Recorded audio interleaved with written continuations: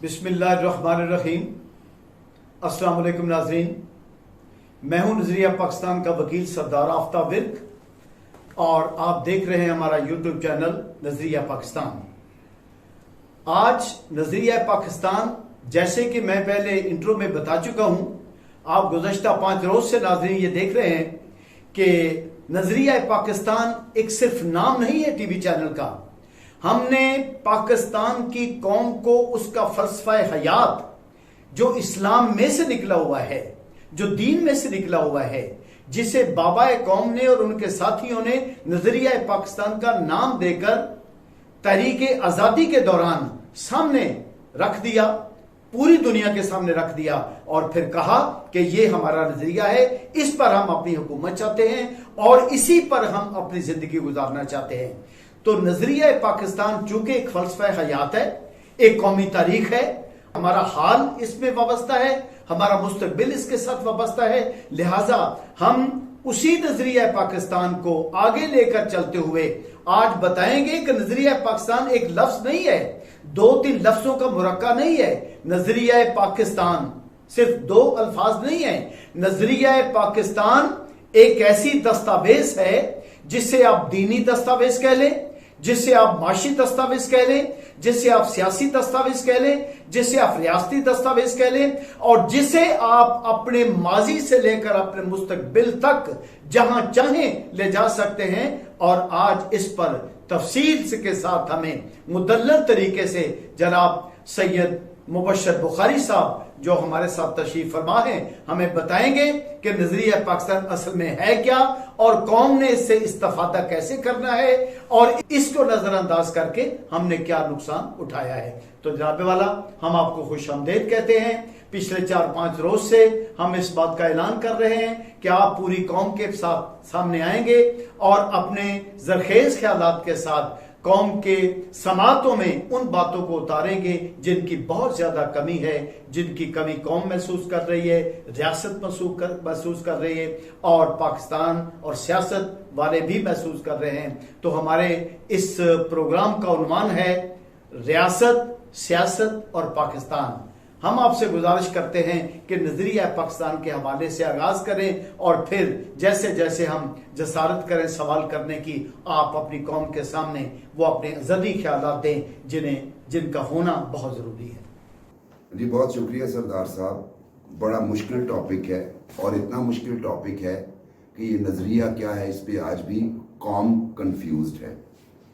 अगर हम जिन्ना साहब की 11 अगस्त की स्पीच को लें तो वो स्पीच बुनियादी तौर पे अक्कासी करती है एक ऐसे नज़रिए की जो जमहूरी फलाही रियासत का नज़रिया है। लेकिन उसके बाद आने वाले दिनों में जिन्ना साहब के दुनिया से चले जाने के बाद जो एक नज़रिया डेवलप हुआ उसमें हमें फलाह का रंग कम नज़र आया और दूसरे रंग ज़्यादा नज़र आए। वो दूसरे रंग आप मुझसे ज़्यादा बेहतर जानते हैं।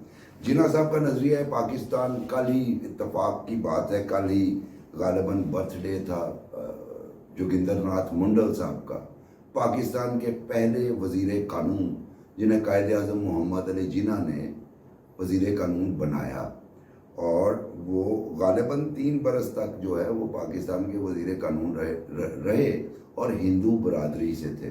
तो एक तो नज़रिया पाकिस्तान की झलक कायदे आज़म की इस अपॉइंटमेंट में आपको नज़र आती है जब वो कहते हैं you are free to go to your mosques, you are free to go to your temples and you are free to go to your other worship places. तो उसी में ही नज़रिया पाकिस्तान नज़र आता है। कुछ अनफॉर्चुनेटली डॉक्यूमेंट्स अवाम के सामने आए नहीं, कुछ लाए नहीं गए। अगर आप जिन्नास पेपर पढ़िए तो जिन्ना साहब का बहुत ज़्यादा जोर था हमारी बुनियादी जमहूरियतों की तरफ और इसमें भी कोई शक नहीं, एक प्योर किस्म की जमहूरियत बनाना चाहते थे। तो अनफॉर्चुनेटली वो ख्वाब तो मुकम्मल नहीं हो सका, अगरचे हम कागज़ों में तो यही कहते हैं कि अब जिन्ना साहब के नज़रिए पे अमल पैरा हैं। दूसरी बात सरदार साहब, एक बड़ी अजीब सी है, ये भी डिबेटेबल है, लेकिन पॉलिटिकल साइंस का स्टूडेंट होने के हवाले से ये नज़रियात जितने भी बनते हैं ये अवाम की फलाह के लिए बनते हैं, ये ज़मीन के किसी टुकड़े के लिए नहीं बनते। اور زمین کا ایک ایسا ٹکڑا جس پہ لوگ اپنے ایک سماجی کانٹریکٹ کے تحت اپنی زندگی گزار سکے بغیر کسی خوف کے، اور ریاست کے ساتھ وہ ایک معاہدہ کرے، تو وہ جو زمین کا ٹکڑا ہے اس صورت میں ریاست کہلاتی ہے، اور اس کا نظم و نسق جو ہے وہ جو چیز سنبھالتی ہے اسے حکومت کہتے ہیں۔ اب ریاستی ادارے اور حکومت مل کے ان کا فرض یہ ہوتا ہے کہ زمین کے اس ٹکڑے کی حفاظت کی جائے اور وہاں کے رہنے والے لوگوں کو سرو کیا جائے، اور جواب میں ان لوگوں پہ کچھ فرائض عائد ہوتے ہیں۔ مثلاً سب سے پہلے یہ کہ وہ لاء کی پاسداری کریں اور ہر قانون کو جو ہے وہ مد نظر رکھے۔ پاکستان میں بدقسمتی ہے، قانون جو ہے وہ صرف طاقتور کی رکھوالی کے لیے بنا ہوا ہے، غریب آدمی کے لیے تو قانون جو ہے ایک عذاب کے علاوہ کچھ نہیں ذاتی طور پہ مجھے نظر آتا۔ یہ میں انتہائی ایمانداری سے کہہ رہا ہوں۔ یہی وجہ ہے کہ پاکستان کی سپریم کورٹ ایسے کیسز بھی سنتی ہے جس میں کہتی ہے کہ ہم ملزم کو بری کرتے ہیں، اور ملزم کا وکیل کہتے ہیں جناب علی ملزم کو مرے ہوئے 2 سال ہو چکے ہیں۔ تو یہ ہے جہاں پہ آ کے قوم کو یہ بتانے کی ضرورت ہے کہ نظریہ پاکستان ہو یا کوئی بھی نظریہ ہو، جتنے بھی نظریات دنیا میں بنے، پھیلے، کامیاب ہوئے یا ناکام ہوئے، وہ عوام کی فلاح کے لیے تھے۔ اور قائد اعظم محمد علی جناح نے بھی یہی خواب دیکھا، ایک ایسا ملک ہو جہاں پہ جبر نہ ہو، جہاں پہ ظلم نہ ہو، جہاں پہ کسی قسم کی کسی بھی وجہ سے معاشرے میں نفرت نہ ہو۔ آج دیکھیے آپ کے پاس کیا ہے، ہر طرح کی نفرت آپ کے معاشرے میں موجود ہے، ہر طرح کا زہر موجود ہے۔ ہمیں جناح صاحب کی اس نظریے کو، اس کی تعبیر دیکھنے کے لیے یہ ایفرٹ جو سردار صاحب آپ کر رہے ہیں یا جو میں عرضداشت پیش کر رہا ہوں، یہ ساری اسی سلسلے کی کڑی ہے۔ اپنا رول پلے کیجئے، اور امید نہیں رکھنی چاہیے لیکن کردار ضرور ادا کرنا چاہیے۔ بہت شکریہ جناب سید۔ ناظرین، آپ نے سنا کہ کس طرح سے نظریہ پاکستان کے اندر کتنی بڑی وسعت موجود ہے، اور ہم کیا شومی قسمت ہے کہ ہم اسے 2 لفظ سمجھتے رہے، اور ہم نے یہ جو کتاب حیات ہے ہماری، جو قومی زندگی کی بہت بڑی دستاویز ہے جس پر ہماری نسلوں کا کردار بننا ہے، ہم اس کو چند الفاظ سمجھ کر نظر انداز کرتے رہے۔ اور آج میں نے کہا تھا نا پچھلے انٹرو میں کہ جو کچھ یہاں پر بیٹھنے والے شخصیت آپ کو دیں گی، اللہ تعالیٰ ان کی عمر دراز کرے، ان کا علم دراز فرمائے اور ان کا فیض تقسیم ہوتا رہے۔ آج انہوں نے ہمیں یہ بتایا کہ نظریہ پاکستان اصل میں ہے کیا۔ کئی لوگوں نے لکھا ہوگا، کئی لوگوں سے سنا ہوگا آپ نے، لیکن اس طرح سے میں تو کم از کم پہلی بار سن رہا ہوں اپنی پوری عمر میں، جیسے انہوں نے اس کی تشریح مختصر لفظوں میں کر دی۔ اب میں ان سے ایک سوال کرنے لگا ہوں۔ اچھا، ان سے سوال کرنے سے پہلے میں آپ کو ایک بات بتاؤں۔ ناظرین، آپ یاد رکھیے گا کہ 2 دن ویک میں ہمیں یہ الفاظ سننے کے لیے ملا کریں گے جو قومی سطح پر، بین الاقوامی سطح پر ایک انشاءاللہ سند کی حیثیت رکھیں گے۔ یہ میرا ایمان ہے، آپ بھی دیکھیں گے، صرف دعویٰ نہیں، آپ اس کی سچائی دیکھیں گے کہ دنیا مانتی ہے ان کا غیر جانبدارانہ تجزیوں کو، ان کے الفاظ کو، ان کے علم کی گہرائی کو۔ طلبہ پڑھ رہے ہیں ان سے یونیورسٹی کے۔ اب آپ بدھ والے دن اور پھر ہفتے والے دن 2 دن ان کا پروگرام ریلیز ہوا کرے گا، اور مجھے اعزاز ہوگا ان کی میزبانی کا۔ لہٰذا میں اس اعزاز کے تسلسل کو قائم رکھتے ہوئے میں آگے یہ کرنے لگا ہوں کہ جناب سید ہمیں ذرا یہ بتا دیجئے کہ کیا نظریہ پاکستان، جسے 2 قومی نظریہ بھی کہا جاتا ہے، کیا یہ 2 قوموں تک محدود ہے؟ اور کیا اس نظریے کو، چونکہ دنیا کا کوئی نظریہ، میں نے تو تاریخ میں یہی پڑھا ہے کہ جب تک اس کے پیچھے خلوص کی طاقت موجود نہ ہو، ایمان کی قوت موجود نہ ہو، عوام کی قوت موجود نہ ہو، اور اس کے ساتھ مضبوط عسکری طاقت موجود نہ ہو، تب تک کوئی نظریہ پرویل نہیں کر سکتا، نہ دنیا میں لاگو ہو سکتا ہے۔ ہم جو اس نظریے کا فیض حاصل نہیں کر سکے تو کس قوت کو لیک کیا ہے ہم نے؟ کون سی قوت کی کمی رہی ہے؟ عسکری طاقت کی کمی رہی ہے، नजरिए के पीछे या कि अवाम के खलूस की ईमान की कमी रही है? जरा इस पे थोड़ी सी तफसील बता दीजिए ताकि हमारी इस्लाह हो जाए और हम मुस्तकबिल में इसको दुरुस्त करके ले जा सकें। देखिए सरदार साहब, ईमानदारी सिर्फ ये नहीं होती कि मैं नौकरी करता हूँ और मैं रिश्वत नहीं लेता। मेरी ईमानदारी ये भी नहीं है कि मैं एक सहाफ़ी हूँ, मैंने लिफाफे नहीं लिए या मैंने अपनी सहाफ़त को ज़ाती मुफाद के लिए इस्तेमाल नहीं किया, ये ईमानदारी नहीं। ईमानदारी ये भी होती है कि आप अपनी ओपिनियन जो दे रहे हैं कम से कम उसकी बुनियाद भी सच पे हो। ये ना हो कि आप किसी एक पार्टी की खिदमत कर रहे हैं अपनी ओपिनियन के ज़रिए।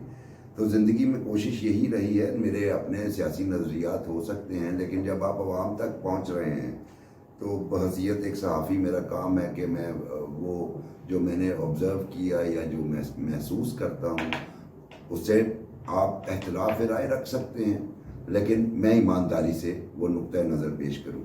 देखिए, दो कौमी नज़रिया की आपने बात की, इसकी बुनियाद पे पाकिस्तान को आज़ादी मिल गई और अब पाकिस्तान का ये हालात हैं। जब हम स्टूडेंट से पूछते हैं कि पाकिस्तान की सबसे बड़ी गैर मुस्लिम माइनॉरिटी या अक़लियत, में इन अल्फाज का इस्तेमाल भी ठीक नहीं समझता चूँकि वो हमारे पाकिस्तानी शहरी हैं, तो ये अक़लियत का लफ्ज़ खुद एक कॉम्प्लेक्स दे देता है किसी भी कम्युनिटी को।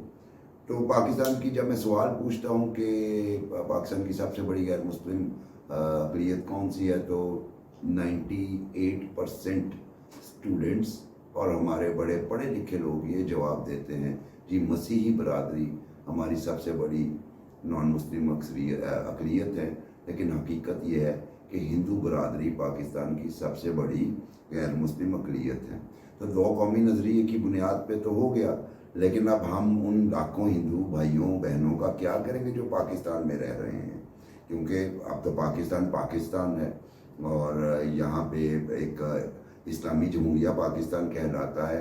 तो मेरा ख्याल है कि इस नज़रिए का दूसरा जो डेंट पड़ा इस नज़रिए को, वो जब फॉल ऑफ ढाका हुआ उस वक्त इस नज़रिए को दोबारा एक शदीद धचका लगा, क्योंकि पाकिस्तान बनने के बाद कम से कम मैंने मजीद निज़ामी साहब के अखबार में काम किया, तो उन्होंने भी जब ये, चूँकि नज़रिया पाकिस्तान आपको पता है उनका बड़ा मशहूर अदारा भी है जो अभी भी चल रहा है, तो हम अपनी उसी रवायती और फितरती बद तहजीबी के पेश नज़र मैंने उनसे सवाल कर दिया कि जनाब जब पाकिस्तान बन गया, पाकिस्तान आज़ाद हो गया, तो दो कौमी नज़रिए की क्या ज़रूरत है? आपके अखबारात के एडिटोरियल्स में अभी भी हिंदू बरादरी के बारे में नफ़रत अंगेज़ अल्फाज का इस्तेमाल होता है। पाकिस्तान में सबसे बड़ी कम्युनिटी है नॉन मुस्लिम।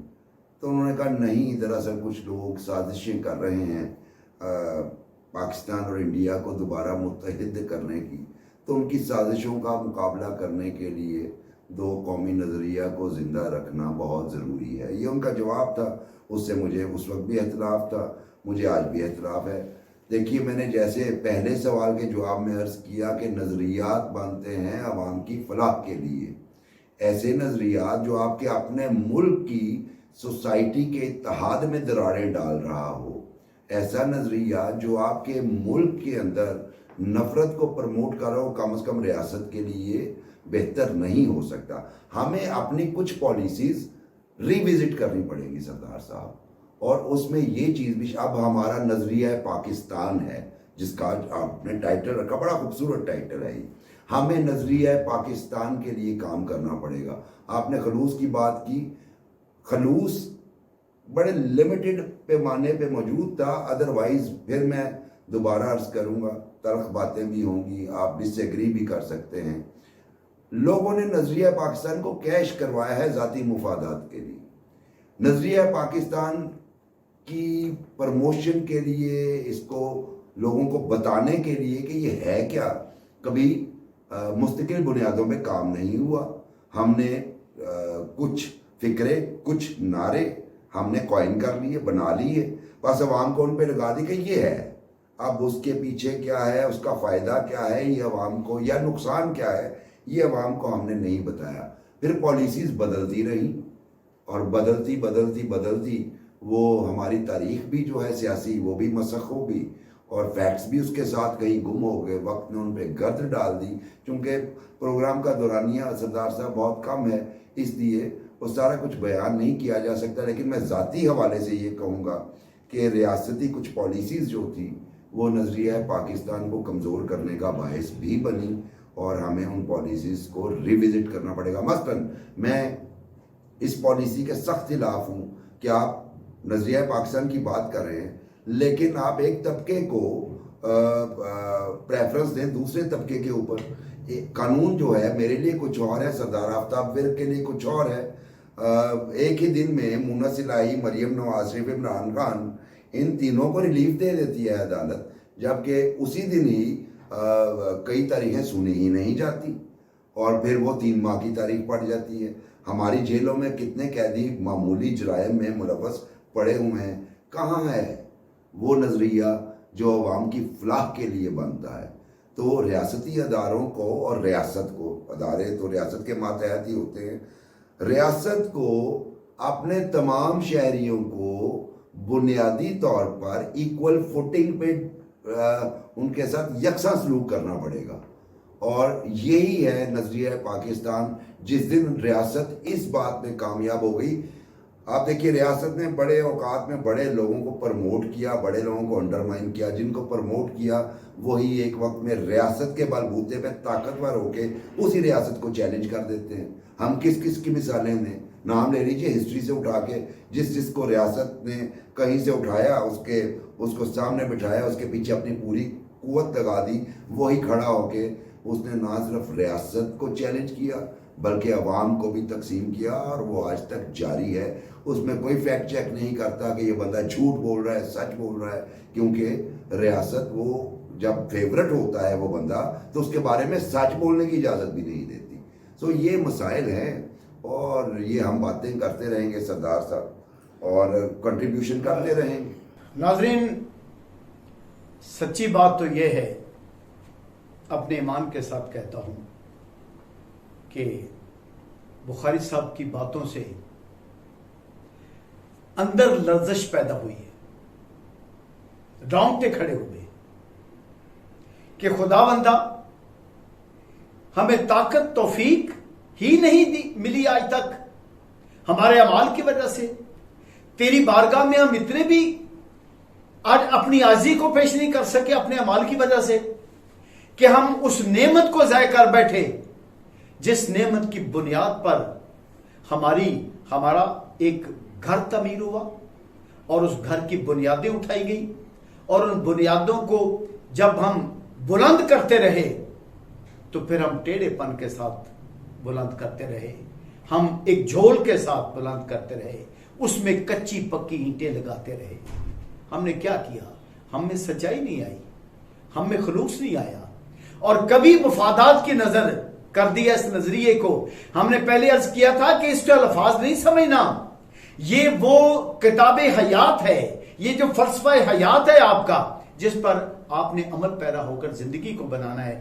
ہم نے کبھی تو اس کو اپنی غرضوں کی نظر کیا, کبھی اس کو رول آف لا کو پیچھے ڈال کر کیا, کبھی آئین کی بالادستی کو پستے پوش ڈال کر اس کو نظر انداز کیا. نتیجہ کیا نکلا کہ ہم اپنا ملک دو لخت کرا بیٹھے. نتیجہ کیا نکلا کہ آج ہماری نسلوں میں, ہماری اولاد میں نظریہ پاکستان نام کی کوئی چیز نظر نہیں آتی. آج مغرب کے نظریات ہم پر حاوی ہو رہے ہیں. سید صاحب, مجھے اس بات کی تکلیف ہوئی ہے کہ ہمارے صحافی, ہمارے سیاستدان, ہماری اسٹیبلشمنٹ اور ہمارے بیوروکریٹ اور ہمارے جج آج تک کسی بات کو لے کر ہی نہیں اٹھے کہ ہم نے ایک خالص بات دی, ایک خالص بات ہم نے حاصل کی جس کی بنیاد پر ملک حاصل کیا, اور اب ہم کس طرف اس کو لے کے جا رہے ہیں. بابا اگر یہ نہیں ہوتا تھا, اگر یہ نہیں ہونا تھا تو قوم کو لوریاں کیوں سنائی گئی؟ پھر سیدھا سادہ کہتے کہ نہیں یہاں پر سیکولرزم آئے گا, یہاں پر کوئی نظریہ نہیں ہے, یہ بات ہی کر دیتے. اور یہ تو نہیں کہ آپ آدھا تیتر آدھا بٹیر کو لے کر چلے اور پھر اس میں کامیاب ہو جائیں. آپ کا بہت شکریہ. آج آپ نے نظریہ پاکستان پر ہمیں اپنے خیالات کی روشنی دے کر، بلاغ تبصرہ کر کے اس پر بلاغ رائے دے کر نظریہ پاکستان پر آپ نے ہمیں ایک نئی سوچ ضرور دی ہے۔ اللہ ہماری اس التجا کو قبول کرے کہ ہم آپ سے فیضیاب ہوتے رہیں۔ محترم ناظرین، نظریہ پاکستان پر جو کچھ آپ نے سنا، جو کچھ آپ نے محسوس کیا، وہ امانت ہے آپ کے پاس پوری قوم کی۔ آپ نے ایمانداری کے ساتھ اگر اللہ کو خوش کرنا ہے، اگر رسول اللہ کی خوشنودی حاصل کرنی ہے، اگر آپ نے اس اپنے بابا قوم قائد اعظم محمد علی جناح اور شہدائے پاکستان کی روحوں کے ساتھ انصاف کرنا ہے، اگر آپ نے اقبال کے افکار کو لے کر چلنا ہے، تو آج جو ہم نے بخاری صاحب سے نظریہ پاکستان کے بارے میں سنا ہے، اسے اپنی روحوں میں جگہ دیں، اس پر عمل کریں۔ اور یہ آپ اگر اس پر غور سے سوچیں گے نا، تو میں دعوے سے کہہ سکتا ہوں یہ بات ریاست مدینہ کے منشور کی طرف جائے گی، یہ بات حجۃ الوداع کی طرف جائے گی، کہ حجۃ الوداع کے آخری خطبہ کی طرف جائے گی، اور یہ بات قائد اعظم محمد علی جناح کی تقاریر کی طرف جائے گی، یہ بات آپ کی تقدیر کی طرف جائے گی۔ تقدیر بننی ہے یا بگڑنی ہے، وہ نظریہ پاکستان اس بات کا فیصلہ کرے گا کہ آپ کتنی بلندی کی طرف لے کر چاہتے ہیں۔ بہت شکریہ جناب سید آپ کا، آپ تشریف لائے ہمارے پاس۔ پاکستان زندہ باد، قائد اعظم زندہ باد، نظریہ پاکستان زندہ باد، اور نظریہ پاکستان کو لے کر چلنے والے زندہ باد۔